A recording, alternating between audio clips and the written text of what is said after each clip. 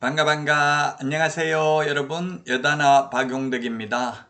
자, 이번 시간 66번 문제 보도록 하겠습니다. 교육제도 우리 암기 프린트 53번에 표에 있습니다.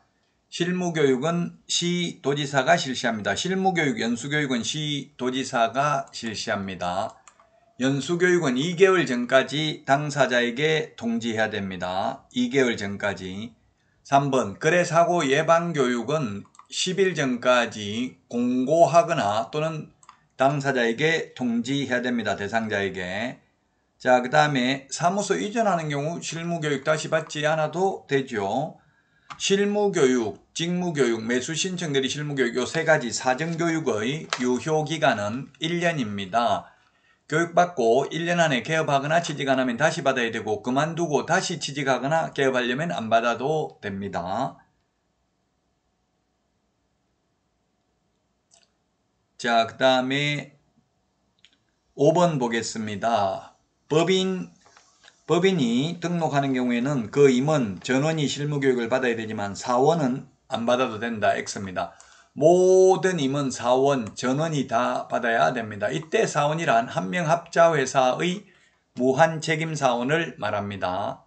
중개실무교육은 모든 임원, 사원 다 받아야 되고요. 책임자, 소속공개사도 받아야 됩니다. 그러나 매수신청대리 실무교육의 경우 오직 법인인 경우 대표자만 받는다는 것 꼭 기억하시기 바랍니다. 다음은 67번 문제입니다. 금지행위 시험에 반드시 출제되죠. 우리 암기 프린트 11번 매무수거 관직상투 시공시 이렇게 했는데요. 금지행위 33조에 해당하는 것은 했는데 1번 문구점을 운영해도 법 33조 금지행위 아니고요. 개인은 문구점 운영해도 됩니다. 법인은 문구점 운영하면 겸업제한 위반으로 물론 등록 취소될 수 있지만 법제 33조 금지행위는 해당되지 않고요. 자, 그 다음에 상가 분양 대행을 하고 받는 수수료는 중개보수가 아니기 때문에 많이 받아도 공인중개사법 위반이 아니고요. 자, 그 다음에 3번이 금지행위네요. 직접거래. 직접거래 하면은 금지행위입니다. 의뢰인하고 직접거래하면 금지행위이다. 3년 이하의 징역이나 3천만 원 이하의 벌금입니다. 자, 근데 4번에 다른 개업공개사를 중개를 통해서 거래하는 경우는 직접거래 아닙니다. 그리고 5번 일방대리 금지행위 아닙니다. 쌍방대리 금지행위에 해당되죠. 쌍방대리는 금지행위입니다. 자, 다음은 68번입니다. 확인 설명에 관한 설명으로 틀린 것입니다. 1번 의뢰받은 경우 중개 완성 전에 미리 설명해야 됩니다. 손해배상 책임에 대한 설명은 중개 완성된 때 거래 당사자 쌍방에게 설명해야 되는데 중개상물 확인 설명은 의뢰받은 경우 중개 완성 전에 미리 설명해야 되고요. 그 다음에 2번 권리 취득하고자 하는 의뢰인에게만 설명하면 됩니다. 손해배상 책임에 대해서는 거래 당사자 쌍방에게 설명해야 됩니다. 그리고 3번 거래계약서를 작성하는 때에 확인설명서 작성해서 거래 당사자 쌍방에게 교부해야 됩니다. 자, 그 다음에 4번 의뢰인이 개업공개사에게 소정의 보수를 지급하지 아니하였다고 해서 개업공개사의 확인설명 의무 위반에 따른 손해배상 책임이 당연히 소멸되는 것은 아니다. 네, 중개보수 안 받아도 설명해야 되고 설명을 하지 않거나 잘못 설명해서 의뢰인에게 재산상 손해가 발생하면 그 손해를 배상해야 됩니다. 5번 주거용건 주물의 경우 소음, 진동 확인하기 곤란하므로 설명하지 않아도 된다. 설명상에 해당되지 않는다. X입니다. 일조량, 소음, 진동, 환경조건 설명을 해야 됩니다. 서식은 환경조건은 1의 서식에만 기재하기는 합니다만은 환경조건 우리 암기 프린트 6번에 동그라미 7번에 있죠. 6번에 보면 기권, 가공, 상태, 환지세 9가지 설명을 해야 됩니다. 따라서 5번이 정답이 되겠습니다. 자, 다음은 69번 문제입니다.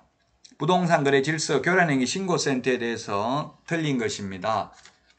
1번 국토부 장관은 부동산 거래 질서 교란행위를 방지하기 위하여 부동산 거래 질서 교란행위 신고센터를 설치 운영할 수 있습니다. 제가 프린터, 인터넷 표시광고 모니터링 절차와 부동산 거래 질서 교란행위 신고센터 운영 절차를 내드리는데, 이 신고센터는 먼저 신고센터를 설치 운영하려면 국토부 장관으로부터 운영규정을 승인받아야 되고요. 그리고 나서 신고인으로부터 접수받고 나면 시도의사 및 등록관청에 조사 및 조치를 요구하고, 완료받은 시도의사 및 등록관청은 완료 통보를 10일 이내에 해야 되고요. 신고센터에 통보받은 신고센터는 그 처리 결과를 신고인에게 통보하고, 그리고 국토부 장관에게 직전달의 신고 접수 처리 결과를 제출해야 됩니다. 매월 10일까지. 자, 그래서 69번에 2번 보도록 하겠습니다. 신고센터는 신고사항에 대한 확인 또는 시도의사 및 등록관청 등의 신고사항에 대한 조사 및 조치 요구를 할 수 있고요. 조치 요구 등의 업무를 수행하고요. 그 다음에 3번, 국토부 장관은 신고센터의 업무를 한국부동산원에 위탁할 수 있습니다. 4번, 신고사항에 대한 조사 및 조치 요구를 받은 시도의사 및 등록관청 등은 신속하게 조사 및 조치를 완료하고, 완료한 날로부터 10일 이내가 아니라 7일 이내가 아니라 10일 이내죠. 7일 이내라고 해서 X가 되겠습니다. 10일 이내에 그 결과를 신고센터에 통보해야 됩니다. 암기 프린트 40번에 12번에 있습니다. 40번에 12번. 암기 프린트 없으면 네이버 카페 박용덕 박사의 부동산 여행에 가입하시고 다운로드 받으시면 되겠습니다. 자, 그 다음에 5번입니다. 5번. 신고센터는 매월 10일까지입니다. 매월 10일까지 직전달의 신고사항 접수 및 처리 결과를 국토부 장관에게 제출해야 된다. 우리 암기 프린트 40번에 13번에 있습니다. 자, 다음은 70번 문제입니다. 선매제도입니다. 선매라는 것은 먼저 사는 게 선매입니다. 먼저 파는 게 아니고요. 살매자입니다. 먼저 사는 경우인데요. 1번, 토지거래 허가 신청이 있는 토지 중에서 토지거래계약 허가를 받아 취득한 토지를 그 이용 목적대로 이용하고 있지 아니한 토지입니다. 이용하고 있는 토지 하면 X입니다. 이용하고 있지 않거나 또는 공익사업용 토지인 경우 선매 대상, 먼저 국가 등이 살 수 있는 대상이 되겠습니다. 자, 그 다음에 선매자로 지정될 수 있는 자의 범위는 매수 청구 시 매수할 자로 지정될 수 있는 자와 동일하다. 그게 누구냐면 국가, 지방자치단체, LH, 한국토지주택공사, 지방공사가 되겠습니다. 공기업, 지방공사 이런 사람이 불허가 처분받았을 때 매수 청구할 때 매수하는 사람이나 선매하는 사람이나 똑같다. 공공기관, 공공단체, 국가, 지자체, 한국토지주택공사가 되겠습니다. 자, 그 다음에 3번, 허가관청은 매수, 선매 대상 토지에 대하여 토지거래 허가 신청이 있는 경우에 그 신청이 있는 날로부터 1개월 이내 선매자를 지정하여 소유자에게 알려야 된다. 1개월입니다. 1개월. 우리 암기 프린터 45번에 4번부터 8번까지 있는데요. 허가 불허가에 대한 이의신청 1월, 매수 청구, 불허가 처분받았을 때 매수 청구 1월, 선매자 지정 통지 1월, 선매협의 완료 1월, 선매협의 완료 조서 제출도 1월 이내입니다. 다만 이행강제금 부과에 대한 이의신청은 30일 이내라는 점을 주의하셔야 되겠습니다. 5번, 선매자로 지정된 자는 그 지정일로부터 15일 이내에 매수가격 등 선매조건을 기재한 서면을 토지 소유자에게 통지하여 선매 협의를 해야 된다. 암기 프린터 49번에 6번에 있습니다. 15일 이내에 선매 협의를 착수해야 됩니다. 5번, 선매자 지정 통지받은 날로부터 30일 이내에 선매 협의 조서를 허가관청에 제출해야 된다. 30일이 1월입니다. 1월. 옛날에 30일이었는데 1월로 바뀌었습니다.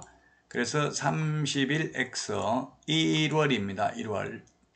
1월이 되겠습니다. 따라서 정답은 5번이 되겠습니다.